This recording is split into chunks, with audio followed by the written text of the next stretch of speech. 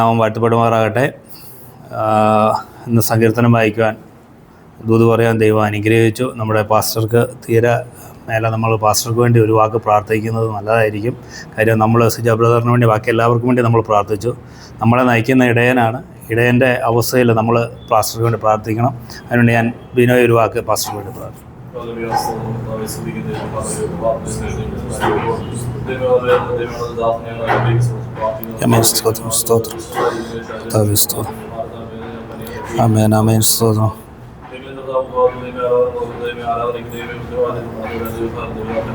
Hallelujah, സ്തോത്രം.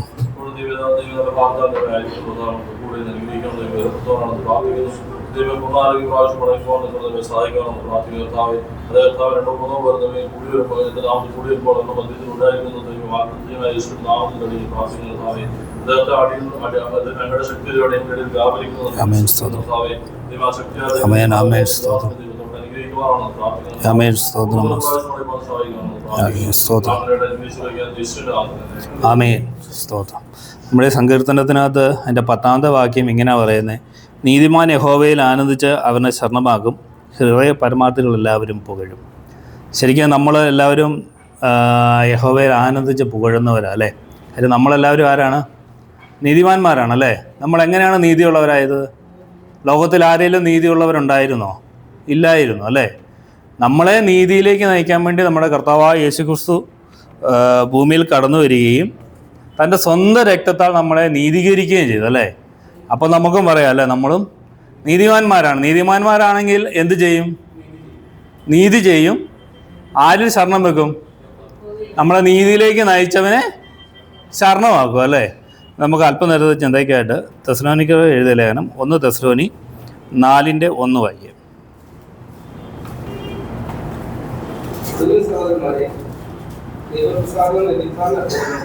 നിങ്ങൾ എങ്ങനെ നടക്കണമെന്ന് ഞങ്ങളോട് ഗ്രഹിച്ചതുപോലെ നിങ്ങൾ നടക്കുന്നത് പോലെ തന്നെ ഇനിയും അധികം വർദ്ധിച്ചു വരുന്നത് ഞങ്ങൾ കർത്താവായ യേശുവിന്റെ നാമത്തിൽ നിങ്ങളോട് അപേക്ഷിച്ച് പ്രബോധിപ്പിക്കുന്നു.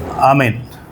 ഇവിടെ പറഞ്ഞിരിക്കുന്നത്, ഒടുവിൽ സഹോദരന്മാരെ, ദൈവപ്രസാദം ലഭിപ്പാൻ തക്കവണ്ണം നിങ്ങൾ എങ്ങനെ നടക്കണം അല്ലേ?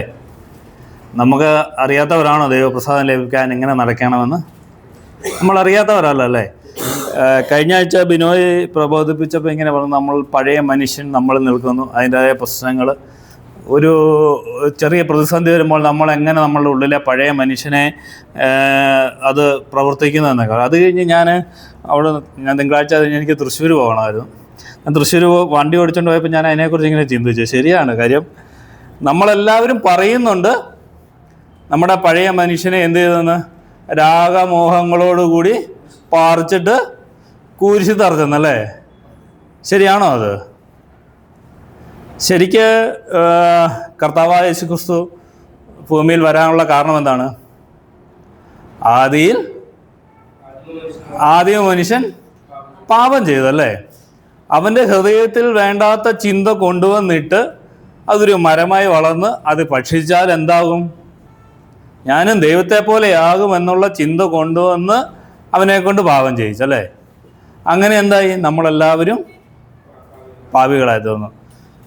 ഈ മനുഷ്യൻ്റെ സ്വഭാവം അത് കഴിഞ്ഞ് നമുക്ക് പഴയ നിയമം വായിക്കുമ്പോഴെല്ലാം നമുക്കറിയാം അല്ലേ? ഈ മനുഷ്യൻ്റെ സ്വഭാവത്തിന് പിന്നെ എന്തെങ്കിലും മാറ്റം വന്നിട്ടുണ്ടോ? ഒരു മാറ്റം വന്നിട്ടില്ലല്ലേ? കാര്യം എന്താണ്? അവനിൽ ആദ്യമേ ഉണ്ടായ ആ പാപം, ആ വൃക്ഷം ഇന്നും നിലനിൽക്കുന്ന അവൻ്റെ ഹൃദയത്തിൽ. നമ്മളുടെ അവസ്ഥ തന്നെയല്ലേ? എന്നാലോചിച്ച് നോക്കിയേ. നമ്മുടെ ഹൃദയത്തിൽ നമ്മൾ ദൈവത്തെ അറിയുന്നതിന് മുമ്പ്, യേശുവിനെ രക്ഷിതാവായി സ്വീകരിക്കുന്നതിന് മുമ്പ്, അല്ലെങ്കിൽ നമ്മുടെ പാപങ്ങൾ ഏറ്റുപറഞ്ഞ് നമ്മൾ വിശുദ്ധീകരണം പ്രാപിക്കുന്നതിന് മുമ്പ് ഉണ്ടായിരുന്ന ആ മരം ഇന്നും നമ്മൾ നിലനിൽക്കുന്നല്ലേ? അത് തക്ക സമയത്ത് കായ്ക്കുകയും ചെയ്യും ഇല്ലേ? അത് തക്ക സമയത്ത്. എപ്പോഴും ഫലമില്ല. നമ്മൾ ആരാധനയ്ക്ക് വരുമ്പോൾ നമ്മളെന്ത് ചെയ്യും? ഫലമെല്ലാം കുലുക്കി പറിച്ച് കളയും. നമുക്കറിയാം, ഒരു ആപ്പിൾ മരം നിന്നാൽ അതിൽ നിന്ന് ഫലം പറിക്കുന്ന എങ്ങനെ? കുലുക്കി പറിച്ചു കഴിഞ്ഞാൽ പിന്നെ അതിലെന്തെങ്കിലും കാണുമോ? പിന്നെ ഒരു പഴം ഇത് കാണുകയില്ല. നമുക്ക് നെല്ലിക്കയൊക്കെ നമ്മൾ നാട്ടിൽ പറിക്കുന്നവരാ. നെല്ലിമരത്തേക്ക് കയറിയിട്ട് നന്നായിട്ട് അതിൻ്റെ ശിഖരം കുലുക്കിയാൽ ആ നെല്ലിക്ക എല്ലാം ഊർന്ന് താഴെ വീണു അല്ലേ? എന്ന് പറഞ്ഞുകൊണ്ട് മരം അവിടെ തന്നെ നിൽക്കുന്നില്ലേ? ഇല്ലേ? പിന്നെയും കായ്ഫലം പുറപ്പെടുവിക്കുന്നില്ലേ? ഇല്ലേ? ഇത് തന്നെയാണ് നമ്മുടെ അവസ്ഥ അല്ലേ? ഒന്ന് ആലോചിച്ച് നോക്കിയേ. നമ്മളിൽ ആ മരം ഇന്ന് നിലനിൽക്കുകയാണ്. എങ്ങനെ? തക്ക സമയത്ത് മാത്രമേ ഫലം പുറപ്പെടുവിക്കുകയുള്ളൂ. എനിക്ക് ഒരുത്തനോട് വിഷയം ഉണ്ടായി, പെട്ടെന്നൊരു ഫലം പുറപ്പെടും. കോപം എന്ന ഫലം എന്നിൽ നിന്ന് പുറപ്പെടും. ഒരു ഫലം. എല്ലാ ഫലവും ഒന്നിച്ച് പുറപ്പെടുവോ? ഇല്ല. അപ്പം നമ്മളെന്താ ചെയ്യുന്നത്? അതിൻ്റെ വേര് നമ്മുടെ ഉള്ളിലേക്ക് ഇറങ്ങി ചെന്നിരിക്കുക അല്ലേ? അതുകൊണ്ടാണ് പറഞ്ഞിരിക്കുന്നത് നിങ്ങളുടെ ശരീരത്തെ എങ്ങനെ സമർപ്പിക്കണമെന്ന്. സമർപ്പിക്കണം. അതിനു മുമ്പ് ഒരു പരിപാടിയുണ്ട്. നമ്മളിത് പറിച്ചവിടെ കുരിശ് തറയ്ക്കണം. അത് വലിയ പണിയല്ലേ? നമ്മൾ എത്ര പറിച്ചാലും അതിൻ്റെ വേരെവിടെ കാണും? ഉള്ളിലുണ്ട്. വേരുണ്ടെങ്കിൽ എന്താണ്? വീണ്ടും പൊട്ടിക്കളക്കും. വീണ്ടും നമ്മൾ തറയ്ക്കും, വീണ്ടും പൊട്ടിക്കളക്കും. അപ്പോൾ പ്രിയ ദൈവമക്കളെ, നമ്മളൊന്ന് ചിന്തിക്കുക, എന്നിൽ ഇന്നും ആ മരം നിലനിൽക്കുന്നുണ്ടോ? എന്നിൽ ആ മരം നിലനിൽക്കുന്നുണ്ട് എങ്കിൽ ഞാൻ ദൈവത്തെ പ്രസാദിപ്പിക്കുക എന്ന ഒരു വലിയൊരു, എന്തിനാണ് ദൈവത്തെ പ്രസാദിപ്പിക്കേണ്ടത്? അപ്പോൾ ശരിക്കും എന്തിനാണ് പണ്ടത്തെ രാജാക്കന്മാർ നമുക്കറിയാം അല്ലേ? രാജാക്കന്മാരുടെ അടുത്ത് പല രാജാക്കന്മാരും സന്തോഷത്തോടെ ഇരിക്കുമ്പോൾ, അവർക്ക് നല്ല പ്രസാദം ഉള്ളപ്പോഴാണ് ബാക്കിയുള്ള മന്ത്രിമാരല്ല ബാക്കി എന്തെങ്കിലും കാര്യങ്ങൾ ചെന്ന് പറഞ്ഞ് അത് സാധിച്ചെടുക്കുന്നത് അല്ലേ? അങ്ങനെ തന്നെയല്ലേ? നമ്മുടെ കർത്താവിന് നമ്മുടെ അടുത്ത് പ്രസാദം ഉണ്ടെങ്കിൽ മാത്രമേ നമ്മളൊരു കാര്യം ചോദിക്കുമ്പോൾ നമുക്ക് ലഭിക്കുള്ളൂ. ശരിക്കും നമ്മുടെ ലക്ഷ്യം എന്താണ്? എൻ്റെ കർത്താവിനെ എങ്ങനെ പ്രസാദിപ്പിക്കാം എന്നുള്ളതാണോ നമ്മുടെ ലക്ഷ്യം? ഞാൻ എൻ്റെ കർത്താവിനെ എങ്ങനെ പ്രസാദിപ്പിക്കുന്നു എന്നതിൻ്റെ അടിസ്ഥാനത്തിലാണ് നിങ്ങൾ എവിടെ സമ്പാദ്യം വെക്കുന്നതെന്ന് പറയുന്നത്. ഞാൻ സ്വർഗത്തിലാണ് സമ്പാദ്യം വെക്കുന്നത് എങ്കിൽ, സ്വർഗത്തിലാണ് എൻ്റെ സമ്പാദ്യങ്ങളെല്ലാം ഇരിക്കുന്നത് എങ്കിൽ ഞാൻ എൻ്റെ കർത്താവിനെ പ്രസാദിപ്പിച്ചുകൊണ്ടേയിരിക്കും. അതേസമയം ഞാൻ ഈ ഭൂമിയിലാണ് എൻ്റെ സമ്പാദ്യം വെക്കുന്നതെങ്കിൽ മറ്റുള്ളവരോട് ഞാൻ പറയുമ്പോഴെന്താണ്? മറ്റുള്ളവരുടെ മുമ്പിൽ ഞാൻ ആരാണ്? ദൈവത്തെ പ്രസാദിപ്പിക്കുന്ന ആളാണ്. പക്ഷേ യഥാർത്ഥത്തിൽ എൻ്റെ അവസ്ഥ എന്താണ്? ഞാൻ എൻ്റെ കർത്താവിനെ പ്രസാദിപ്പിക്കുന്നുണ്ടോ? ഞാൻ എൻ്റെ കർത്താവിനെ പ്രസാദിപ്പിച്ചാൽ നമുക്ക് വെളിപാട് പുസ്തകത്തിൽ നമുക്ക് വ്യക്തമായിട്ട് കാണാൻ പറ്റും നമുക്ക് ലഭിക്കുന്ന കുറേ അനുഗ്രഹങ്ങളെക്കുറിച്ചല്ലേ? അതിൻ്റെ ദൈവത്തെ പ്രസാദിപ്പിച്ചെങ്കിൽ മാത്രമേ എനിക്ക് ലഭിക്കുകയുള്ളൂ. ഇല്ല എങ്കിൽ എനിക്ക് ലഭിക്കുകയില്ല. നമുക്ക് പഴയ നിയമകാലത്തിലേക്ക് നമ്മൾ വരുമ്പോൾ നമുക്ക് അറിയാം, ആദാം മുതൽ യേശു വരെ ഉള്ളവരെ എടുത്തു കഴിഞ്ഞാൽ അവരെങ്ങനെ ദൈവത്തെ പ്രസാദിപ്പിച്ചിരുന്നു, ആരുടെയൊക്കെ പ്രവർത്തികളിൽ എൻ്റെ ദൈവം പ്രസാദിച്ചിരുന്നു അല്ലേ? നമുക്ക് നോക്കുമ്പോൾ അറിയാം അല്ലേ? അവിടുന്ന് നോക്കുമ്പോൾ ആദാമും ഹവ്വായും ദൈവത്തിൻ്റെ പ്രസാദം നഷ്ടപ്പെട്ട് എന്തായി? അവർക്ക് ലഭിച്ചിരിക്കുന്ന നിത്യജീവനിൽ നിന്ന് പുറത്താക്കപ്പെട്ടവർ. അത് കഴിഞ്ഞ് വന്ന അബ്രഹാമിനെ എടുത്താലോ? അബ്രഹാം ദൈവത്തെ പ്രസാദിപ്പിച്ചു. എങ്ങനെയാണ് പ്രസാദിപ്പിച്ചത്? അതെ, നമുക്ക് ശരിക്ക് നമ്മൾ ചിന്തിക്കുമ്പോൾ അബ്രഹാം തൻ്റെ മകനെ ബലിയായിട്ട് അർപ്പിക്കാൻ വേണ്ടി കടന്നു പോകുമ്പോൾ അബ്രഹാമിന് എന്തെങ്കിലും ഒരു ചഞ്ചലിപ്പുണ്ടായിരുന്നോ? ഇല്ല. ഇല്ലാത്തതിന് കാര്യം എന്താണ്? ഈ മകനെ ലഭിച്ചത് എങ്ങനെയാണ്? ദൈവം എങ്ങനെ തന്നു? ചുമ്മാ തന്നാണോ? ഇപ്പം ബിനോയ്ക്കൊരു കുഞ്ഞ് ജനിച്ചത് ബിനോയ്ക്കും വൈഫിനും എത്ര വയസ്സായപ്പോഴാണ്? നല്ല പ്രായത്തിൽ ലഭിക്കേണ്ട അല്ലെ കിട്ടേണ്ട സമയത്ത് തന്നെ കിട്ടും അല്ലേ? അബ്രഹാമിനും സാറയ്ക്കും ഒരു കുഞ്ഞിനെ ലഭിച്ചത് എങ്ങനെയാണ്? അത് ആരുടെ പ്രവൃത്തിയാണെന്ന് ആരറിയുന്നു? അബ്രഹാം അറിയുന്നു. അതുകൊണ്ട് അബ്രഹാമിന് എന്തറിയാം? അബ്രഹാമിനോട് ദൈവം ഒരു കാര്യം യഹോവ ഒരു കാര്യം അരുളി ചെയ്തു, നിന്നെ ഞാൻ എന്താക്കുമെന്ന് പറഞ്ഞേക്കുന്നത്? വലിയൊരു ജാതിയാക്കുമെന്ന് പറഞ്ഞു. ആ വലിയൊരു ജാതിയാക്കുമെന്ന് പറഞ്ഞെടുത്ത് പിന്നെ ഞാൻ ടെൻഷൻ അടിക്കേണ്ട കാര്യമുണ്ടോ? അത് തന്നെയാണ് യേശു ക്രിസ്തു നമ്മളോടും പറഞ്ഞിരിക്കുന്നത്. ഞാൻ നിങ്ങളെ എവിടെ കൊണ്ടുവന്നാണ് പറഞ്ഞിരിക്കുന്നത്? ഞാനായിരിക്കുന്നിടത്ത് നിങ്ങളും ആയിരിക്കേണ്ടതിന് ഞാൻ പിന്നെയും ഒന്ന് ചേർത്ത് കൊള്ളുമെന്ന് പറഞ്ഞിരിക്കുന്നത്. നമുക്ക് ആ പ്രത്യാശ ഇല്ല. ഉണ്ടോ? നമുക്ക് ആ പ്രത്യാശ ഉണ്ടെങ്കിൽ ഞാൻ എന്ത് ചെയ്യും? ഞാൻ എൻ്റെ യേശുവിനെ പ്രസാദിപ്പിക്കേണ്ടത് എങ്ങനെയെന്ന് ചിന്തിച്ച് അതിനുള്ള പണികൾ ചെയ്യും അല്ലേ? ഇപ്പം ഞാനൊരു കമ്പനി വർക്ക് ചെയ്യുമ്പോൾ എൻ്റെ സീനിയറിനെ എങ്ങനെ പ്രസാദിപ്പിക്കണമെന്ന് ഞാൻ മനസ്സിലാക്കി അതുപോലെ ഞാൻ പ്രവൃത്തി ചെയ്തില്ല എങ്കിൽ എൻ്റെ ഇൻക്രിമെൻ്റ് വരുമ്പോഴും എൻ്റെ പ്രമോഷൻ വരുമ്പോഴും എന്തായിരിക്കും അവസ്ഥ? തൊടുന്നതിനും പിടിക്കുന്നതിനെല്ലാം ഞാൻ എൻ്റെ സീനിയർ മാനേജറോട് ഞാൻ ഉടക്കാണ്. എന്നാൽ പുള്ളി എന്നെ പറഞ്ഞാലും കട്ടൺ റേറ്റ് ഉടക്കാം. ആലോചിച്ച് നോക്കി. അല്ലെങ്കിൽ പുള്ളി പറയുമ്പോൾ ഞാൻ ചിരിച്ചോണ്ട് എന്നിട്ട് പുറകെ കൂടെ പണി കൊടുക്കുക. എന്ന് ആലോചിച്ച് നോക്കി. എൻ്റെ മാനേജർ ഇതെന്തായാലും അറിയും ഇല്ലേ? എൻ്റെ മാനേജർ അറിയുമ്പോൾ എൻ്റെ അവസ്ഥ എന്തായിരിക്കും? എനിക്ക് കിട്ടാനുള്ളതൊക്കെ കിട്ടുമോ? നമ്മൾ പല ദൈവമക്കളും അല്ല, ഈ പറയുന്നത് ഞാനടക്കം പലപ്പോഴും ആവശ്യ സമയത്ത് മാത്രം ഫലം പുറപ്പെടുവിച്ചുകൊണ്ടേയിരിക്കും അല്ലേ? ഇല്ലേ? വീട്ടിൽ ഇത് കഴിഞ്ഞ ആഴ്ച പിന്നെ പറഞ്ഞ പോലെ ദേഷ്യം വരുമ്പോൾ ദേഷ്യം വരരുതെന്നാണ് പറഞ്ഞിരിക്കുന്നത്. പക്ഷേ മരം അവിടെ നിൽപ്പുണ്ട്. അപ്പം എന്തു ചെയ്യും? തന്നെ കഴിച്ചോളൂ ഇല്ലേ? സ്നേഹിക്കണം എന്നാണ് പറഞ്ഞിരിക്കുന്നത്. ഞാൻ ചെയ്യും, കോപിക്കും. അപ്പം എന്തു ചെയ്യും? തന്നെ ഫലം പുറപ്പെടുവിക്കും അല്ലേ? അത് കഴിഞ്ഞോ എന്തൊക്കെ ചെയ്യരുതെന്നാണോ പറഞ്ഞിരിക്കുന്നത് അതെല്ലാം നമ്മൾ ചെയ്യും ഇല്ല, നമ്മളിൽ നിന്ന് ഫലം പുറപ്പെടുവിക്കുക. എന്തുകൊണ്ടാണ്? നമുക്ക് അറിവുണ്ട്, നമുക്കറിയാം എന്ത് ചെയ്യണമെന്ന്. എൻ്റെ ദൈവത്തെ പ്രസാദിപ്പിക്കണമെന്ന് അറിയാമെങ്കിലും എൻ്റെ ദൈവത്തെക്കാൾ ഉപരിയായി ഞാൻ എന്തിനെ സ്നേഹിക്കുന്നു? ലോകത്തെ എങ്ങനെ പ്രസാദിപ്പിക്കാം എന്നതിനെക്കുറിച്ച് ഞാൻ ചിന്തിക്കുന്നു ഇല്ലേ? അല്ല എങ്കിൽ എൻ്റെ ദൈവത്തെ ഞാൻ പ്രസാദിപ്പിക്കുന്നതിന് എന്തെങ്കിലും എനിക്ക് ബുദ്ധിമുട്ടുണ്ടോ? ഉണ്ടോ?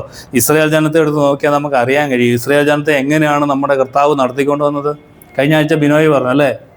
ചെങ്കടൽ കടത്തി. ആദ്യമായിട്ട് AC-യും ഹീറ്ററും കണ്ടുപിടിച്ച ആരാണ്? യഹോവയാണല്ലേ? ചൂട് സമയത്ത് തണുപ്പ്, നല്ല തണുത്ത സമയത്ത് ചൂട് അല്ലേ? ആലോചിച്ച് നോക്കിയേ. ഇന്നിപ്പോൾ നമ്മളിപ്പോൾ AC-ക്കകത്തിരിക്കുന്നു. എത്രയോ വർഷങ്ങൾക്ക് മുമ്പ് ഇസ്രായേൽ ജനത്തിന് AC-യുടെ അനുഭവം ഉണ്ടായിരുന്നു അല്ലേ? എന്നാ ശ്രേഷ്ഠമായിട്ട് നടത്തിക്കൊണ്ട് വന്നേ. കഴിക്കാനായിട്ട് മന്ന, അത് കഴിയുമ്പോൾ കാടപ്പക്ഷി, കുടിക്കാനായിട്ട് വെള്ളം. എന്തെങ്കിലും അവർ ധരിച്ചിരുന്ന ഉടുപ്പിന് എന്തെങ്കിലും സംഭവിച്ചോ? അതൊന്ന് കീറി. നമുക്കറിയാം, നമ്മളിപ്പോൾ 10,000, 3,000, 4,000 രൂപ കൊടുത്ത് മേടിക്കുന്ന ഷർട്ടുകൾ പോലും 2 വർഷം കഴിയുമ്പോഴത്തേനും എന്താവും? കീറിപ്പോവും അല്ലേ? മാക്സിമം. ഇതേപോലെ ഇട്ടയിടത്തുനിന്ന് പിന്നെ ഊരാത്ത ഡ്രസ്സ് എന്തെങ്കിലും സംഭവിച്ചോ? നമ്മളാണെങ്കിൽ തന്നെ നല്ല ഡ്രസ്സുകൾ എവിടെയാണ് ഇടുന്നത്? നമ്മൾ പള്ളിയിൽ പോകാനോ അല്ലേ ജോലിക്ക് പോകാനായിട്ടാണ് നല്ല ഡ്രസ്സുകൾ നമ്മൾ ഉപയോഗിക്കുന്നത് അല്ലേ? ഇവരോ ഇട്ടടുത്തുനിന്ന് അവർ മാറിയിട്ടുണ്ടോ? ആലോചിച്ച് നോക്കി. അവരിട്ട ചെരുപ്പ് നമുക്കറിയാം. നമുക്ക് 6 മാസം 1 വർഷം മാക്സിമം വന്ന ഒരു ചെരുപ്പിൻ്റെ കാലാവധി. അതിങ്ങനെ കണ്ടിന്യൂസ് നടക്കുകയാണ്. ഇപ്പം നമ്മൾ എന്താണ്, വീട്ടിൽ നിന്ന് ഇറങ്ങിയാൽ വണ്ടിയിൽ നിന്ന് ഇറങ്ങിയാൽ ഓഫീസ്, അല്ലേ നമ്മൾ പോകേണ്ട സ്ഥലം. ഇതങ്ങനെയാണോ? ഇത് രാവിലെ തൊട്ട് വൈകുന്നേരം വരെ നടപ്പ്. ആ ചെരുപ്പിന് എന്തെങ്കിലും സംഭവിച്ചോ? എത്ര ശ്രേഷ്ഠമായിട്ട് നടത്തിയ അവർ കർത്താവിനെ പ്രസാദിപ്പിച്ചു. അതുകൊണ്ടാണ് പുതിയ നിയമത്തിൽ പറഞ്ഞിരിക്കുന്നത്, പഴയ നിയമം നിങ്ങൾക്കൊരു ദൃഷ്ടാന്തമാണ് അല്ലേ? നമ്മൾ ചിന്തിക്കേണ്ടതാണ്, ഞാൻ എൻ്റെ കർത്താവിനെ എങ്ങനെ പ്രസാദിപ്പിക്കാം. എനിക്കെൻ്റെ കർത്താവിനെ പ്രസാദിപ്പിച്ചെങ്കിൽ മാത്രമേ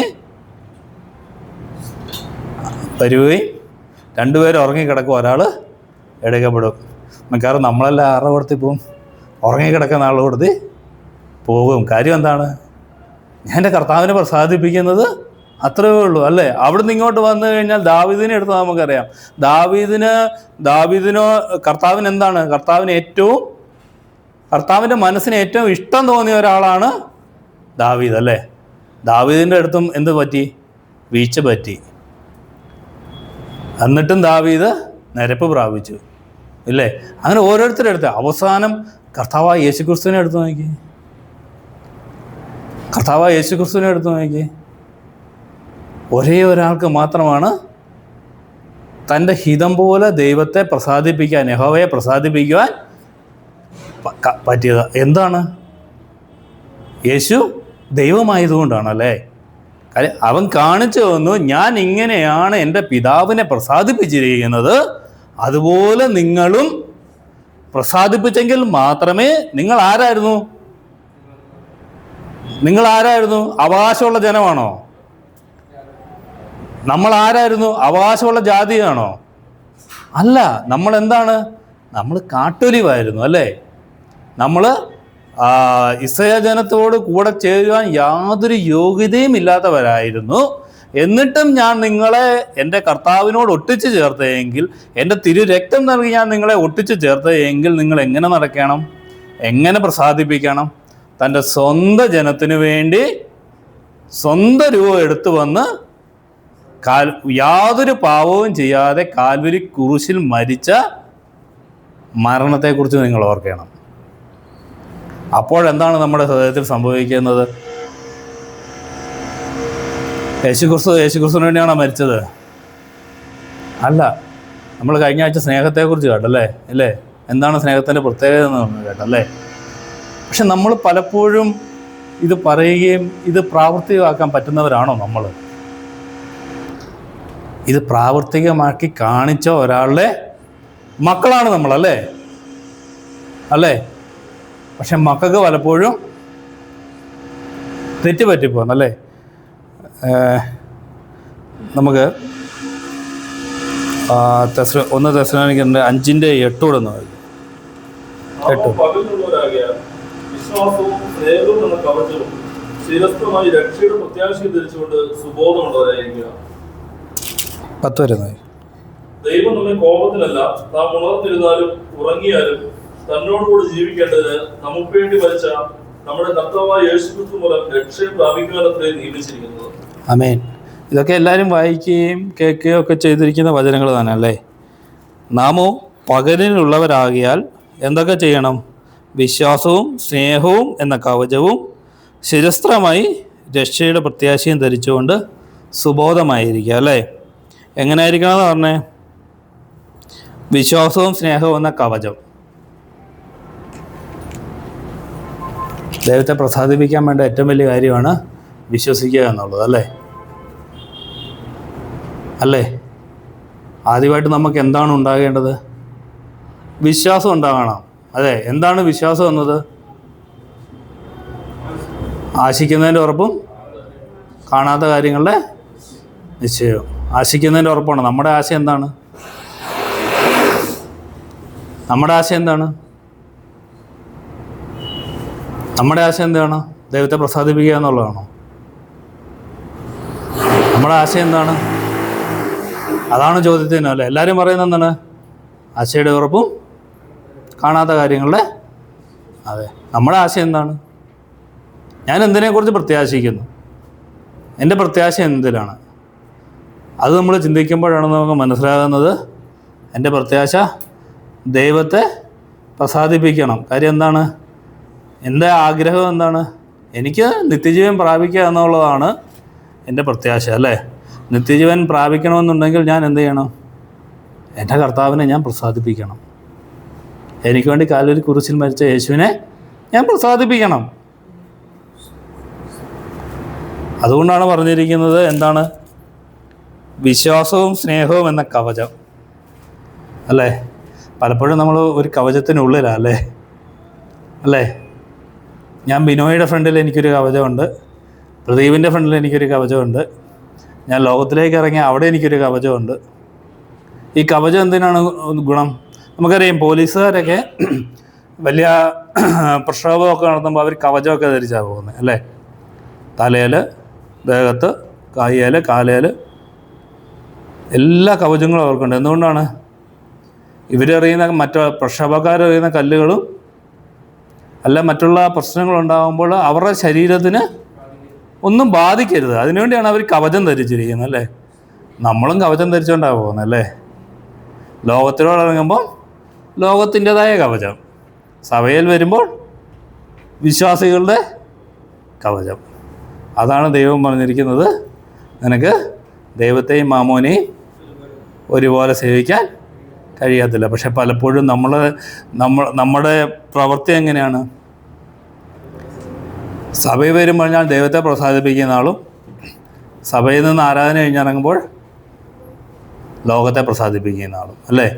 നമ്മൾ അതിൽ നിന്ന് മാറണം. വിശ്വാസം എന്ന കവചം, സ്നേഹം എന്ന കവചം, ഇത് രണ്ടും ഇടാൻ നല്ല പാടാണ്. കഴിഞ്ഞ ആഴ്ച ബിനോയ് പറഞ്ഞാൽ എത്ര പ്രാവശ്യം ക്ഷമിക്കണം എന്ന് പറഞ്ഞാൽ 70 പ്രാവശ്യം അല്ലേ?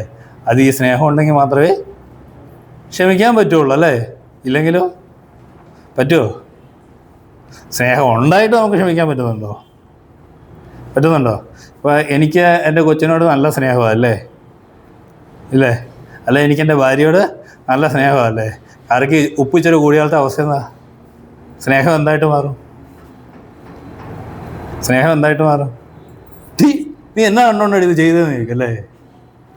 അതല്ലേ നമ്മുടെ സ്നേഹം. പ്രിയ ദൈവമക്കളെ, നമ്മൾ എന്തായിരിക്കണം? വിശ്വാസവും സ്നേഹവും എന്ന കവചം ധരിക്കണം. ധരിച്ചില്ലേ എന്ത് പറ്റും? നമുക്കിട്ടും കിട്ടും ഏറ്, നമുക്കിട്ടും കിട്ടും അടി. നമ്മുടെ ദേഹത്ത് എന്ത് പറ്റും? സ്ഫോടക വസ്തുക്കൾ വന്ന് വീഴും. അതിൻ്റെ ആഘാതം വലുതായിരിക്കും. എന്താണ് അതിൻ്റെ ആഘാതം വരുന്നത്? നിത്യജീവൻ എന്ന സൗഭാഗ്യത്തിൽ അനർഹരായിത്തീരും നമ്മൾ. അതാണ് നമുക്ക് ലഭിക്കുന്നത്. നമ്മൾ എന്തുകൊണ്ടാണ് ഈ കവചം ധരിക്കുന്നതിന് മെയിൻ കാര്യം? ഈ കവചം ധരിച്ചു കഴിഞ്ഞാലുള്ള ഗുണം എന്താണ്? ഞാൻ എൻ്റെ ദൈവത്തെ പ്രസാദിപ്പിക്കും അല്ലേ? ഈ കവചം, വിശ്വാസവും സ്നേഹം എന്ന കവചം എന്നിലുണ്ട് എങ്കിൽ ഞാൻ എന്ത് ചെയ്യും? ഞാൻ ദൈവത്തെ പ്രസാദിപ്പിക്കും അല്ലേ? ശരിയല്ലേ? കവചം ഉണ്ടെങ്കിൽ എന്താക്രമണം ഉണ്ടായാലും അതിൽ നിന്ന് നമ്മൾ രക്ഷ നേടും അല്ലേ? ബോംബ് പൊട്ടിയാൽ പോലും രക്ഷപ്പെടുന്ന കവചങ്ങളുണ്ട്. അതിലും വലിയൊരു കവചമാണ് നമുക്ക് തന്നിരിക്കുന്നത്. പക്ഷേ ഞാൻ ഈ കവചം പലപ്പോഴും ധരിക്കാറില്ല. കാര്യം എന്താണ്? ഞാനെന്ന സംഭവം വലിയ ആളാണല്ലേ? ഞാനെന്ന് പറഞ്ഞാൽ എന്താണ്? ഭയങ്കര സംഭവമാണ്. ഞാൻ അങ്ങനെ ചെയ്യും, ഞാൻ ഇങ്ങനെ ചെയ്യും, ഞാൻ അത് ചെയ്യും, ഞാൻ ഇത് ചെയ്യും. ഞാൻ ഓടിക്കുന്ന പോലെ വണ്ടി ആരെങ്കിലും ഓടിക്കുമോ? ആരും ഓടിക്കത്തില്ല. എന്നാ സ്പീഡ്, 150 കിലോമീറ്റർ സ്പീഡിൽ പോയാലും ഞാൻ സേഫായിട്ടാണ് ഓടിക്കുന്നത്. ഞാനെന്ന സംഭവം വലുതാണ്. നമ്മൾ ധരിച്ചിരിക്കുന്ന കവചം ഏതാണ്? ഞാനെന്ന കവചം. അത് മാറ്റി ദൈവത്തിൻ്റെ വിശ്വസ്തതയും ദൈവത്തോടുള്ള വിശ്വാസവും ദൈവത്തോടുള്ള സ്നേഹവും കവചമായിട്ട് നമ്മൾ ധരിക്കുമ്പോഴെന്ത് സംഭവിക്കും? പലയിടത്തുനിന്നും ബോംബുകളും, ആറ്റം ബോംബ് വന്നാൽ നമുക്ക് പേടിക്കേണ്ട കാര്യമുണ്ടോ? പേടിക്കേണ്ട കാര്യമില്ല. ഞാൻ ധരിച്ചിരിക്കുന്നത് ആരെയാണ്? യേശുവിനെ ഞാൻ ധരിച്ചിരിക്കുന്നു. യേശുവിനെ ധരിച്ച് യേശുവിൽ ഞാൻ മറഞ്ഞിരിക്കുന്നു അല്ലേ? ഇനി എന്താണ്? എന്നെ കാണുന്നവൻ വലിയ പാടാ അല്ലേ? എന്നെ കാണുന്നവൻ യേശുവിനെ കാണണേ ഇച്ചിരി പാടാ അല്ലേ? എന്നാലോചിച്ചെങ്കിൽ എന്നെ കാണുന്നവൻ യേശുവിനെ കാണാൻ പറ്റുമോ? ഞാൻ നിങ്ങളെ കാര്യമല്ലോ, ഞാൻ എൻ്റെ കാര്യം തന്നെയാണ്. എന്നെ കാണുന്നവൻ യേശുവിനെ കാണാൻ പറ്റുമോ? എന്നെ കാണുന്നവൻ യേശുവിനെ കണ്ടെങ്കിൽ മാത്രമേ നീ ദൈവത്തെ പ്രസാദിപ്പിക്കത്തുള്ളൂ. എന്നെ കാണുന്നവൻ ഒരിക്കലും ആരെ കാണുന്നില്ല? കാണാൻ പറ്റുന്നുണ്ടോ? എൻ്റെ കൂട്ടുകാർക്ക് കാണാൻ പറ്റുന്നുണ്ടോ? വേണ്ട. എൻ്റെ ഭാര്യയ്ക്ക് കാണാൻ പറ്റുന്നുണ്ടോ? എൻ്റെ മക്കൾക്ക് കാണാൻ പറ്റുന്നുണ്ടോ? എൻ്റെ കൂട്ടുവിശ്വാസികൾക്ക് കാണാൻ പറ്റുന്നുണ്ടോ? എൻ്റെ വീട്ടിലുള്ളവർക്ക് കാണാൻ പറ്റുന്നുണ്ടോ? കാണാൻ പറ്റാത്തിടത്തോളം കാലം നമ്മളൊന്ന് ചിന്തിക്കണം. ഞാൻ എൻ്റെ യേശുവിനെയാണോ ധരിച്ചിരിക്കുന്നത്?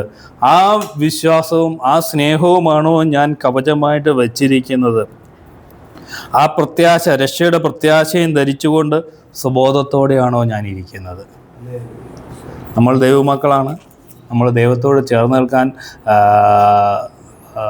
ദൈവത്തിന് വേണ്ടി നിൽക്കുന്ന അവരാണ് എന്ന് പറഞ്ഞ് നമ്മൾ ലോകത്തിൽ മാറി നിൽക്കുന്നവരാണ് അല്ലേ? ഇന്നൊക്കെ ശരിക്ക് ദൈവമക്കളല്ല എങ്കിൽ നമ്മൾ എന്ത് ചെയ്തേനെ? രാവിലെ ആദ്യത്തെ കുർബാനയ്ക്ക് പള്ളിയിലും പോയേനെ. അത് കഴിഞ്ഞ് നമ്മളെല്ലാവരും തൃപ്പൂണിത്തരക്കാരല്ലേ? നമ്മളെന്തിനു പോയേനെ?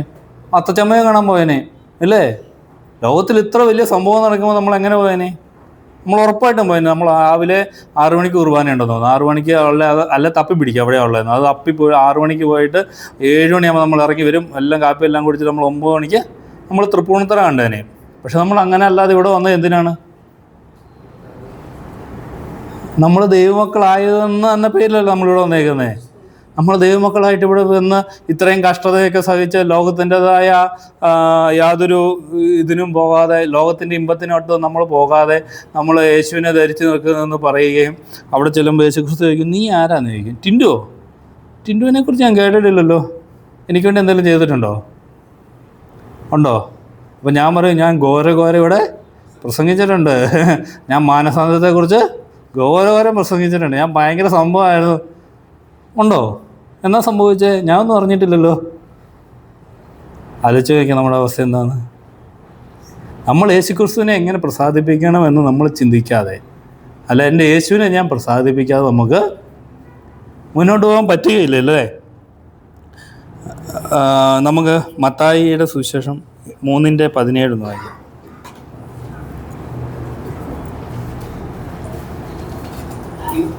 ഇവൻ എൻ്റെ പ്രിയപുത്രൻ, ഇവനിൽ ഞാൻ പ്രസാദിച്ചിരിക്കുന്നു എന്ന സ്വർഗ്ഗത്തിൽ നിന്ന് ഒരു ശബ്ദവുമില്ല. ആമേൻ. ആരെക്കുറിച്ചാണ് പറഞ്ഞേക്കുന്നത്? യേശുവിനെ കുറിച്ച് പറയുകയാണ്, ഇവൻ എൻ്റെ പ്രിയപുത്രൻ, ഇവനിൽ ഞാൻ പ്രസാദിച്ചിരിക്കുന്നു. അല്ലേ? നമ്മുടെ കർത്താവായ യേശുവിനെ കുറിച്ച് പറഞ്ഞിരിക്കുകയാണ്, ഇവനിൽ ഞാൻ പ്രസാദിച്ചിരിക്കുന്നു. നിങ്ങളിൽ ഞാൻ പ്രസാദിക്കണമെങ്കിൽ നിങ്ങളും യേശുവിനെ പോലെ ആകുക, ഇവനെ പോലെ ആകുക. അല്ലേ? സ്വർഗം പ്രസാദിച്ചിരിക്കുന്ന, അല്ലെ പിതാവ് പ്രസാദിച്ചിരിക്കുന്ന ഒരാളാണ് കർത്താവായ യേശു. അല്ലേ? അതിന് സാക്ഷ്യം എന്താണ്?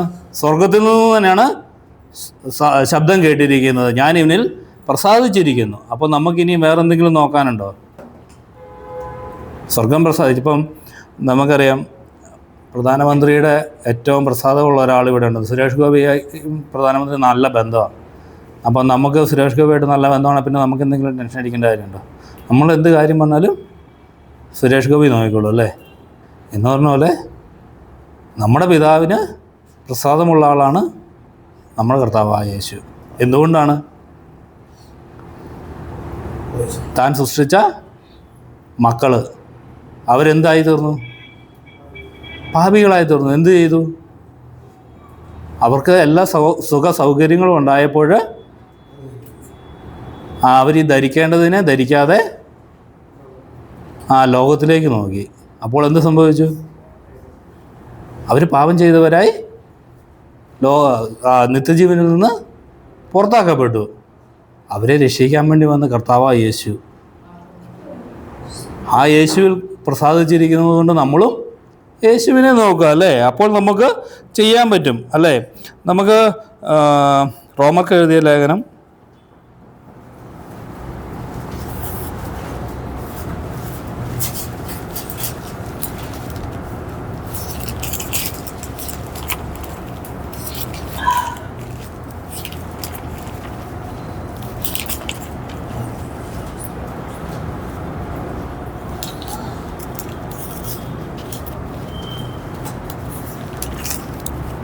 1:32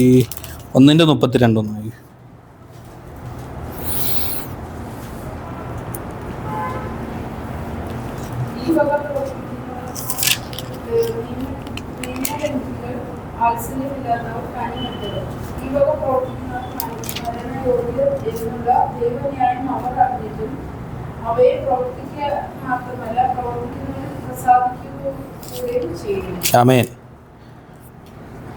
ലോകത്തെ പ്രസാദിപ്പിക്കുന്നവരെ കുറിച്ച് പറഞ്ഞല്ലേ? ആരൊക്കെയാണെന്ന് പറഞ്ഞാൽ അതിൻ്റെ മേളത്തെ 28 വാക്യം പറയുന്നുണ്ട്. ദൈവത്തെ പരിജ്ഞാനത്തിൽ ധരിപ്പാൻ ഇഷ്ടമില്ലാത്തതിന് തക്കവണ്ണം ദൈവം അവരെ ഉചിതമല്ലാത്തത് ചെയ്യുവാൻ നികൃഷ്ട ബുദ്ധിയിൽ ഏൽപ്പിച്ചു. അവർ സകല അനീതിയും ദുഷ്ടതയും അത്യാഗ്രഹവും ദുർബുദ്ധിയും നിറഞ്ഞവർ, അസൂയ, കൊല, പിണക്കം, കപടം, ദുശീലം എന്നിവ തിങ്ങിയവർ, കുരുളക്കാർ, ഏഷണിക്കാർ, ദൈവദോഷികൾ, നിഷ്ഠൂരന്മാർ, ഗർവിഷ്ഠന്മാർ, ആത്മപ്രശംസക്കാർ, പുതുദോഷം സങ്കല്പിക്കുന്നവർ, മാതാപിതാക്കന്മാരെ അനുസരിക്കാത്തവർ, ബുദ്ധിഹീനർ, നിയമലംഘികൾ, വാത്സല്യമില്ലാത്തവർ, കനിവറ്റവർ. ഈ വക പ്രവർത്തിക്കുന്നവർ ആരാന്ന് നമുക്കറിയാം. ദൈവത്തെ പ്രസാദിപ്പിക്കുന്നവരാണ് നമുക്കറിയാം. അല്ലേ? എന്നാലും നമ്മൾ പലപ്പോഴും അവരിൽ പ്രസാദിക്കുന്നു. അല്ലേ? ദൈവത്തെ പ്രസാദിപ്പിക്കാതെ ലോകത്തെ പ്രസാദിപ്പിക്കുന്നവർ ഏറ്റവും വലിയ ഗുണങ്ങളാണ് ഇവിടെ എഴുതി വച്ചിരിക്കുന്നത്. അല്ലേ? നേരത്തെ എന്തൊക്കെയുണ്ടോ എന്ന് നമ്മൾ ചിന്തിച്ച് നോക്കി. നമുക്കിതിൽ എന്തെങ്കിലും ഉണ്ടോ? അനീതിയുള്ളവർ, ദുഷ്ടതയുള്ളവർ, അത്യാഗ്രഹമുള്ളവർ, ദുർബുദ്ധി നിറഞ്ഞവർ, അസൂയുള്ളവർ, കൊല ചെയ്യുന്നവർ, പിണക്കമുള്ളവർ. ആലോചിച്ച് നോക്കി. ദൈവത്തെ പ്രസാദിപ്പിക്കാത്തവരുടെ പേരാ പറയുന്നത്. വലിയ കാര്യങ്ങളുമുണ്ട്, കൊലപാതകവും ഉണ്ട്, പിണക്കവും ഉണ്ട്, അസൂയയുണ്ട്. പെട്ടു. അല്ലേ? നമ്മളെല്ലാവരും പെട്ടു. അല്ലേ?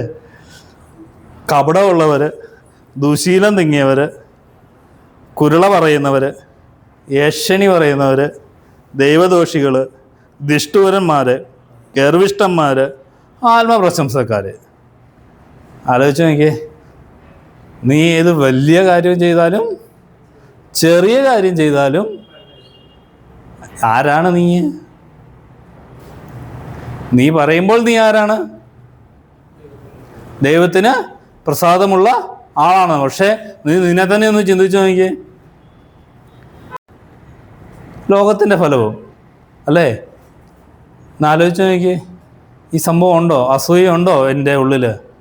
പിണക്കം ഉണ്ടോ? അതേ ഉള്ളല്ലേ അല്ലേ? തൊട്ടതിനും പിടിച്ചതിനൊക്കെ പിണക്കം. ആത്മപ്രശംസ അല്ലേ? ഞാനാണല്ല, ഞാൻ മൂലമാണല്ല, ഞാനാണല്ല അല്ലേ? എന്നാ പറഞ്ഞാലും ഞാൻ ഞാൻ ഞാൻ എന്ന് പറയുന്നത് എന്താണ്? ആത്മപ്രശംസ അല്ലേ? ഞാനായതുകൊണ്ടാണ് ഈ വണ്ടി ഇങ്ങനെ കൊണ്ടുവന്നത്, ഞാനായതുകൊണ്ടാണ് ഇതിലെ ഇങ്ങനെ പോകുന്നത്, ഞാനായതുകൊണ്ടാണ് നിങ്ങളിങ്ങനെ വയ്ക്കുന്നത്, ഞാനായതുകൊണ്ടാണ് സഭ ഇങ്ങനെ നിൽക്കുന്നത്. ആണോ? ആലോചിച്ച് നോക്കിയേ. പിള്ളേർക്കുള്ളതുണ്ട് മാതാപിതാക്കന്മാരെ. പിള്ളേരെന്ന് പറയുമ്പോൾ നമ്മളും പിള്ളേരാ അല്ലേ? അല്ലേ? നമ്മൾ നമ്മുടെ പിള്ളേരെ പറയും, പിള്ളേർക്കുള്ളതെന്ന് പറയും.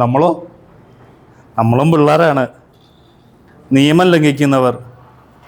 നമുക്ക് ഒരു താല്പര്യമുള്ള കേസല്ല വണ്ടി ഓടിക്കുമ്പോൾ നിയമം തെറ്റിക്കാൻ. സീറ്റ് ബെൽറ്റ് ഇട്ടുകൊണ്ടേ പോകാവുള്ളൂ എന്ന് പറഞ്ഞാൽ നമ്മളെന്ത് ചെയ്യും? അത് കുഴപ്പമൊന്നുമില്ലെന്ന് പറയാം അല്ലേ? സീബ്ര ലൈനിൽ വണ്ടി നിർത്തി കൊടുക്കണം, ആൾക്കാർ പാസ് ചെയ്യണം, നിർത്തി കൊടുക്കണമെന്ന് നമ്മളെന്ത് ചെയ്യും? ആൾക്കാർ വേണേ അവിടെ എന്ന് പറഞ്ഞു, ഞാൻ പോയതിന് ശേഷം പോയാൽ മതി എന്ന് അല്ലേ? ആലോചിച്ച് നോക്കിയേ. വാത്സല്യം ഇല്ലാത്തവർ, സ്നേഹമില്ലാത്തവരല്ലേ, കനിവറ്റവർ, ഈ വക പ്രവർത്തിക്കുന്നവരൊക്കെ മരണയോഗ്യരാണ്. കാരണം ഇവർക്ക് ദൈവപ്രസാദം ഇല്ല. നമുക്കിതെല്ലാം അറിയാം അല്ലേ? നമുക്കെന്നിട്ട് ആരോടെ പ്രസാദം? ദൈവത്തോടാണ് പ്രസാദം, ഇവരോടാണ് പ്രസാദം. എന്നാലോചിച്ച് നോക്കി, നമുക്ക് ആരോടാണ് പ്രസാദം എന്നുള്ളത് നമ്മളൊന്ന് ചിന്തിക്കേണ്ടതായ കാര്യമല്ലേ? നമുക്ക് ആരോടാണ് പ്രസാദം എന്നുള്ളത് നമുക്കറിയാം. അതിൻ്റെ തെസ്സലോനിക്കർ എഴുതിയ ലേഖനം 4:3 പറയുന്നു, ദൈവത്തിൻ്റെ ഇഷ്ടമോ നിങ്ങളുടെ ശുദ്ധീകരണം തന്നെ. ദൈവത്തെ പ്രസാദിപ്പിക്കാനുള്ള ഒരു വഴി എന്താണോ? ഒന്ന് നമ്മൾ കണ്ടു, വിശ്വാസം, സ്നേഹം, പ്രത്യാശ. ഇത് മൂന്നും നമ്മളുണ്ടാവേണം. പിന്നെ എന്താണ് വേണ്ടത്? ശുദ്ധീകരണം ഉണ്ടാവേണം. പിന്നെ നമ്മളെന്താണ് ഇങ്ങനെ നമ്മുടെ പഴയ മനുഷ്യനെ ക്രൂശിൽ തറയ്ക്കണം. ഇല്ലേയുള്ള കുഴപ്പം എന്നാണ്? ഇടയ്ക്കിടയ്ക്ക് നമ്മൾ മുമ്പേ പറഞ്ഞ പോലെ പിണക്കം, ഒരു പഴം, നമുക്ക് ഒരാപ്പിളായിട്ട് എടുക്കാം. ഒരാപ്പിള്, ആ ആപ്പിൾ നമ്മൾ പറിച്ച് തിന്ന് കഴിയുമ്പോൾ എന്ത് ചെയ്യും? കുറച്ചു നേരം കഴിയുമ്പോഴോ ആത്മപ്രശംസ, അടുത്ത പഴം. അത് കഴിഞ്ഞ് കുറച്ചുകൂടെ കഴിയുമ്പോഴോ വലിയ പഴമായിരിക്കും കിട്ടുന്നത് അല്ലേ? അങ്ങനെ നമ്മൾ നമ്മുടെ എല്ലാ പ്രവൃത്തികളെയും പൂർണ്ണമായിട്ട്, കാര്യം ഒരിക്കൽ കർത്താവായ യേശുക്രിസ്തുവിനോട് മരിച്ചു കഴിഞ്ഞാൽ പിന്നെ ഞാനാണോ ജീവിക്കുന്നത്? ഞാനല്ല. പിന്നെ എനിക്ക് എൻ്റെ ജീവിതത്തിൽ എന്തെങ്കിലും നിയന്ത്രിക്കാനുള്ള കാര്യങ്ങളുണ്ടോ? ഇല്ല. പിന്നെ എല്ലാം നിയന്ത്രിക്കുന്ന ആരാണ്? യേശുവാണ് അല്ലേ? ഞാൻ ഒരിക്കൽ മരിച്ച് കർത്താവ് യേശുക്രിസ്തുവിനോട് മരിച്ചു ഉയർത്തെഴുന്നേറ്റു എങ്കിൽ, അല്ലേ, കർത്താവ് യേശുക്രിസ്തുവിനോട് മറിഞ്ഞിരിക്കുന്നു എങ്കിൽ ഞാൻ പിന്നെ എവിടെയാണ്? മറഞ്ഞാണ് ഇരിക്കുന്നത് അല്ലേ? അതാണ് നിന്നെ കാണുന്നവൻ ക്രിസ്തുവിനെ കാണുന്നവനാണ്. കാര്യം എന്താണ്? ഞാനിപ്പോൾ ഇതിന് മറിഞ്ഞിരിക്കുവാണെങ്കിൽ പിന്നെ എന്നെ കാണുന്നവർ ഇങ്ങനെ മറിഞ്ഞിരുന്നാൽ പിന്നെ എന്നെ കാണുന്നവർ കാണുമോ? എന്നെ കാണുന്നവർ പിന്നെന്താ കാണുന്നത്? ഈ ബോഡിയെ കാണുകയുള്ളൂ. പലപ്പോഴും ഞാൻ എന്താ ചെയ്യുന്നത്? ബോഡിയെ അമർച്ച് ഞാൻ ഇങ്ങനെ അങ്ങ് നിൽക്കും. അപ്പോൾ എന്നെ ആര് കാണും? എന്നെ കാണുന്നവരാരെ കാണും? യേശുവിനെ കാണത്തില്ല. അതുകൊണ്ട് തന്നെയാണ് കർത്താവായ യേശുക്രിസ്തു പറഞ്ഞത്, ഞാൻ തിരിച്ചു വരുമ്പോൾ എന്ത് കണ്ടെത്തുമെന്ന്? വിശ്വാസം കണ്ടെത്തുമെന്ന്. കാര്യം എന്താണ്? ഞാൻ സ്നാനപ്പെട്ട് കഴിഞ്ഞ് വാക്കെല്ലാം കഴിഞ്ഞ് കഴിഞ്ഞാൽ ഞാൻ ഞാൻ പെർഫെക്റ്റായി. ഞാൻ നാളെ യേശുവിൻ്റെ വിളിയും കാത്തിരിക്കുകയാണ്. വിളിച്ച അന്നേരം ഞാൻ അങ്ങോട്ട് പോകും. ഇല്ല, അതിന് മുമ്പ് ഞാൻ മരണപ്പെട്ടാലും ഞാൻ പോവും. പിന്നെ എനിക്കൊന്നും ചെയ്യേണ്ട കാര്യമില്ല. എനിക്ക് പിന്നെ ദൈവത്തെ പ്രസാദിപ്പിക്കേണ്ട കാര്യമുണ്ടോ? ഞാൻ ഓൾറെഡി പ്രസാദിപ്പിച്ചു. എങ്ങനെയാണ് പ്രസാദിപ്പിച്ചത്? ഞാൻ നിന്നിരുന്ന ക്രൈസ്തവ സഭയിൽ നിന്ന് ഞാൻ മാറി. ഞാൻ എന്തായി? ഞാൻ സ്നാനമേറ്റ് എൻ്റെ പാവമെല്ലാം ഏറ്റു പറഞ്ഞു. ഞാൻ ദൈവസഭയിൽ ചേർന്നു അല്ലേ? സഭയിൽ ചേർന്നു അല്ലേ? ഇനിയിപ്പോൾ ഞാൻ എന്തെങ്കിലും ചെയ്യേണ്ട കാര്യമുണ്ടോ? ഇനിയിപ്പോൾ ഞാൻ ഒന്നും ചെയ്യേണ്ട കാര്യമില്ല. എല്ലാ ഞായറാഴ്ചയും പള്ളിയിലൊന്ന് വരണം, എല്ലാവരെയും ഒന്ന് കാണിക്കണം, ഞാൻ പള്ളിയിൽ വന്നു, ഞാനിവിടെ ഉണ്ട് എന്നൊന്ന് കാണിക്കണം അല്ലേ? അങ്ങനെ കാണിക്കുന്നവർ അവിടുത്തെ വരവെങ്കിൽ കാഹളം ധ്വനിക്കുമ്പോൾ നമുക്ക് കറക്റ്റായിട്ട് അറിയാം അല്ലേ? കർത്താവായ യേശുക്രിസ്തു രണ്ടാമത് നമ്മളെ സഭയെ ചേർക്കാൻ വേണ്ടി വരുമ്പോൾ, തൻ്റെ മണവാട്ടിയെ ചേർക്കാൻ വേണ്ടി വരുമ്പോൾ, ആ കാഹളം നാദം കേൾക്കുന്നവരെല്ലാവരും കർത്താവിനോടും എടുക്കപ്പെടും അല്ലേ. ഈ കാഹളനാദം കേൾക്കുന്ന കാഹളനാദം എന്ന് പറഞ്ഞാൽ ഭയങ്കര സൗണ്ടായിരിക്കും അല്ലേ. പക്ഷേ ഒരാൾ ഉറങ്ങിക്കിടക്കുകയും രണ്ടുപേരും ഒന്നിച്ച് നിന്ന് ഇടിക്കുകയും ചെയ്യുമ്പോൾ ഇവർ ഈ മറ്റുള്ളവർ കേട്ടില്ലേ, ഒന്നിച്ച് നിന്ന് രണ്ടുപേരും വയലിൽ നിന്ന് പണിയുമ്പോൾ കാഹളനാദമാണ് എല്ലാവരും കേൾക്കുകയല്ലേ. കേൾക്കുമോ? അല്ല, കേൾക്കണ്ടേ? ഇപ്പം ഞാനിവിടെ നിന്ന് ഒച്ചത്തിൽ പറയുന്നത് നിങ്ങളെല്ലാവരും കേൾക്കുന്നില്ലേ? ഞാൻ ഇച്ചിരി കാഹളത്തിൽ ഒച്ചത്തിൽ പറഞ്ഞാലോ? പക്ഷെ കർത്താവ് യേശുക്രിസ്തു വരുമ്പോൾ കാഹളനാദം കേൾക്കുമ്പോൾ ആര് മാത്രമേ പോവുള്ളൂ? യേശുക്രിസ്തുവിൽ മരിച്ച് യേശുക്രിസ്തുവിൽ ജീവിച്ച് യേശുക്രിസ്തുവിനെ പ്രസാദിപ്പിക്കുന്ന തൻ്റെ മക്കളെ ചേർക്കാൻ വേണ്ടിയാണ് വരുന്നത് അല്ലേ. അപ്പോൾ ഞാൻ കാഹളനാദം കേൾക്കണമെങ്കിൽ എൻ്റെ ഉള്ളിൽ എന്തുണ്ടായിരിക്കണം? ദൈവത്തിൻ്റെ ആത്മാവ് ഉണ്ടായിരിക്കണം. ആത്മാവാണ് ഈ കാഹളനാദം കേൾക്കുന്നത് അല്ലേ. അങ്ങനെയാണ് നമ്മൾ എടുക്കപ്പെടുന്നത്. ഇല്ലായെങ്കിൽ ഞാനും ബിനോയും ഒന്നിച്ച് നിൽക്കുന്നു, ബിനോയ് എടുക്കപ്പെടുന്നു, ഞാൻ എടുക്കപ്പെടാതെ നിൽക്കുമ്പോൾ ഞാൻ വിചാരിക്കും ബിനോയ് കാഹളനാദം കേട്ട്, അപ്പം ബിനോയ് കേട്ട പോലെ തന്നെ കാഹളനാദമാണെങ്കിൽ ഞാനും കേൾക്കണം അല്ലേ. ഞാൻ കേൾക്കത്തില്ല. കാര്യം എന്താണ്? ഇത് കേൾക്കുന്നത് ആരാണ്? ആത്മാവാണ് കേൾക്കുന്നത്. ദൈവത്തിൻ്റെ ആത്മാവാണ് ഇത് കേൾക്കുന്നത്. അപ്പം നീ എടുക്കപ്പെടും. കേട്ടില്ലെങ്കിലോ? ഞാനിവിടെ വീണ്ടും സുവിശേഷം പറഞ്ഞിട്ടുണ്ട്, നിങ്ങൾ അനുഭവിക്കണം, നിങ്ങൾ ദൈവത്തെ പ്രസാദിപ്പിക്കണം, നിങ്ങൾ സ്നേഹത്തിൽ നടക്കണമെന്നൊക്കെ പറഞ്ഞുകൊണ്ട് ഞാനിവിടെ സുവിശേഷം പറഞ്ഞു നടക്കും. ദൈവത്തിൻ്റെ സഭ എടുക്കപ്പെടുകയും ചെയ്യും. ദൈവത്തിൻ്റെ സഭ എടുക്കപ്പെട്ടാലോ അവനവൻ ചെയ്തത് നല്ലതായെങ്കിലും തീയതായെങ്കിലും അവനവന് വേണ്ട പ്രവർത്തികൾ അനുസരിച്ച് പ്രതിഫലം ലഭിക്കും അല്ലേ. നമുക്ക് എന്തൊക്കെ പ്രതിഫലം ലഭിക്കണമെന്നാണ് ആഗ്രഹം. നമുക്കിപ്പോൾ നിസ്സാരമായിട്ട് നമ്മളൊരു ഫംഗ്ഷന് ചെല്ലുമ്പോൾ നമുക്ക് എന്ത് കിട്ടണമെന്ന് ആഗ്രഹം? നമ്മളെ ഏറ്റവും മാനിക്കണം അല്ലേ, ഏറ്റവും മുഖ്യ സ്ഥാനം ലഭിക്കണം, ഇതൊക്കെ നമ്മുടെ ആഗ്രഹം അല്ലേ. സ്വർഗ്ഗത്തിൽ ചെല്ലുമ്പോൾ ഒന്ന് ആലോചിച്ച് നോക്കിയേ, അവിടെ എന്തൊക്കെ ആണ് നമുക്ക് കിട്ടാൻ പോകുന്നത്. നമുക്ക് വെളിപാട് പുസ്തകത്തിലത്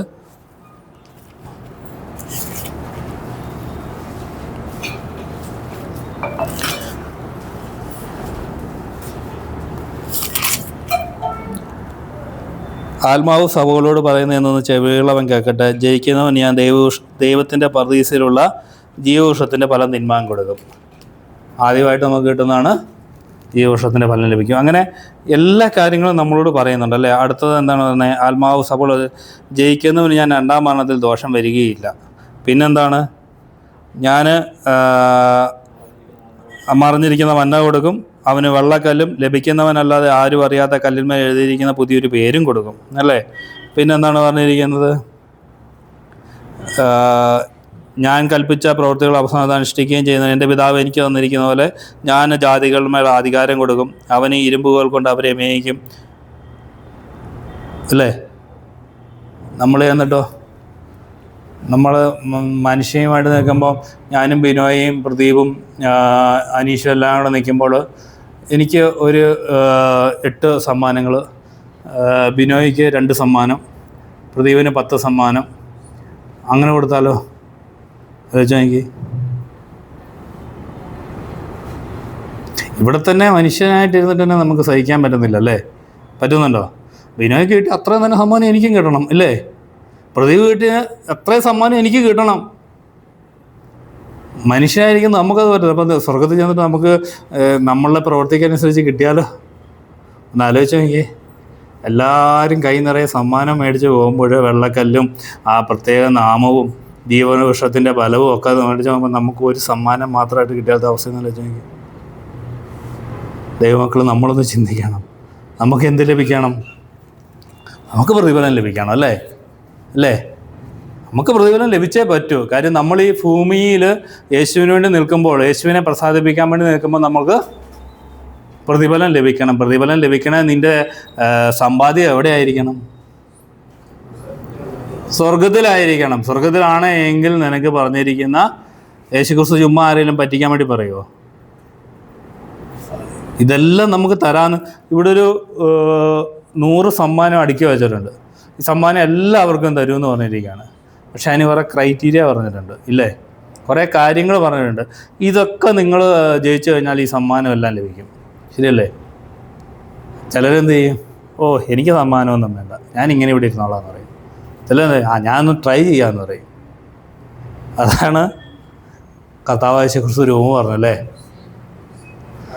വിത്ത് വിതയ്ക്കാൻ പോയപ്പോൾ കുറച്ച് എവിടെ വീണു? കുറച്ച് മാത്രമേ എവിടെ വീണുള്ളൂ? നല്ല നിലത്ത് വീണുള്ളൂ അല്ലേ? എന്തുകൊണ്ടാണ്? പ്രസാദിപ്പിക്കണമെന്ന് ആഗ്രഹം ഉണ്ടായാൽ മാത്രം പോരാ, അതിനുള്ള പ്രവൃത്തിയും നമ്മളിൽ നിന്നുണ്ടാവണം. കാര്യം ഈ വക പ്രവർത്തിക്കുന്നവരൊക്കെ മരണയോഗ്യരെന്ന് വ്യക്തമായിട്ട് അറിയാവുന്ന നമ്മൾ വീണ്ടും ഇത് തന്നെ ചെയ്താലോ? അതാണ് കർത്താവ് യേശുക്രിസ്തു പറഞ്ഞത്, വീണ്ടും വീണ്ടും യേശുവിനെ ക്രൂശിക്കുന്നവരാണ് നമ്മളല്ലേ? വീണ്ടും വീണ്ടും കർത്താവിനെ ക്രൂശിക്കുന്നവരാവുകയാണ്. എന്തിനു വേണ്ടിയാണ്? നമുക്കറിയാം, നമ്മളറിയാത്തവരല്ല. അതുകൊണ്ടാണ് കർത്താവ് പറഞ്ഞത്.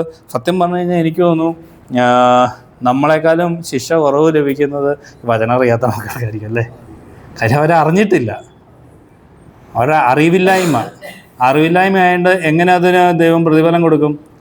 അവരുടെ പ്രവൃത്തിക്ക് തക്കവിധം പ്രതിഫലം കൊടുക്കും. നമുക്ക് കിട്ടുന്നത്.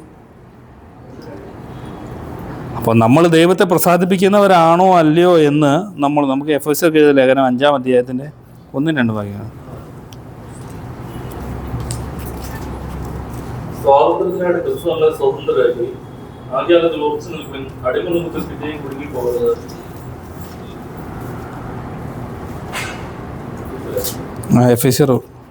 ആകയാൽ പ്രിയമക്കൾ എന്നപോലെ ദൈവത്തെ അനുകരിക്കും. ക്രിസ്തു നിങ്ങളെ സ്നേഹിച്ച് നമുക്ക് വേണ്ടി തന്നെത്താൻ ദൈവത്തിന് സൗരഭ്യവാസനായ വഴിപാടും യാഗവുമായി അർപ്പിച്ചതുപോലെ സ്നേഹത്തിൽ നടത്തുകയും. ആകയാൽ പ്രിയമക്കൾ എന്ന പോലെ ദൈവത്തെ അനുകരിപ്പിൻ. ക്രിസ്തു നിങ്ങളെ സ്നേഹിച്ച് നമുക്ക് വേണ്ടി തന്നെത്താൻ ദൈവത്തിന് സൗരഭ്യവാസനയായ വഴിപാടും യാഗവുമായി അർപ്പിച്ചതുപോലെ സ്നേഹത്തിൽ നടപ്പിൻ. നമ്മൾ വേറെ ഒന്നും ചെയ്യേണ്ട കാര്യമില്ല ദൈവത്തെ പ്രസാദിപ്പിക്കാൻ അല്ലേ? യേശുവിനോടുകൂടി നടക്കുക. യേശുവിനോടുകൂടി നടക്കുമ്പോൾ, ഞാൻ എൻ്റെ പിള്ളേരുമായിട്ട് നടക്കുമ്പോൾ, അല്ലെ ഞാൻ എൻ്റെ കൊച്ചിൻ്റെ ചെറുതിൻ്റെ കയ്യാൽ പിടിച്ച് നടക്കുമ്പോൾ അവൾക്ക് പിന്നെ എന്തെങ്കിലും പേടിക്കാനുണ്ടോ? ഇല്ല. ഈ ലോകത്തിൽ എന്തെല്ലാം സംഭവങ്ങൾ വഴിയാൻ നടക്കുമ്പോൾ വണ്ടികൾ ചീറിപ്പാഞ്ഞു പോവും, പട്ടികൾ ചിലപ്പോൾ കടിക്കാൻ വരും, കുഴികൾ കാണും. അവൾക്ക് എന്തെങ്കിലും പേടിയുണ്ടോ? അവൾ അതിനെക്കുറിച്ച് എന്തെങ്കിലും ചിന്തിച്ച് അയ്യോ എൻ്റെ അപ്പായി എന്നെ പിടിച്ചിരിക്കുന്നെങ്കിൽ ഞാൻ കുഴി വീണാലോ, വണ്ടി വന്ന് എന്നെ ഇടിച്ചാലോ, പട്ടി വന്ന് കടിച്ചാലോ എന്ന് പറഞ്ഞാൽ പേടിച്ച് ഞരങ്ങി കാറി കൂവിയാണോ അവൾ നടക്കുന്നത് എൻ്റെ കൂടെ? അവൾ കൂളായിട്ട് എൻ്റെ കൂടെ നടക്കുന്നത് അല്ലേ? എന്ത് സംഭവിച്ചാലും എൻ്റെ അപ്പ എന്നെ കാത്തുകൊള്ളും, എന്നെ പിടിച്ചിട്ടുണ്ട്. ആ ഒരു ബലം നമുക്കുണ്ടോ?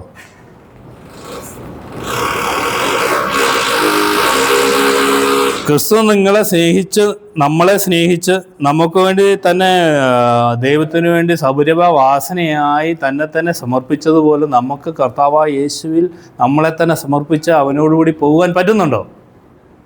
പറ്റിയെങ്കിൽ നമ്മൾ ദൈവത്തെ പ്രസാദിപ്പിക്കുന്നതാണല്ലേ. നമുക്ക് അതിൻ്റെ തന്നെ എഫെസ്യർക്ക് തന്നെ 5-ന്റെ 9-10 വാക്യങ്ങൾ.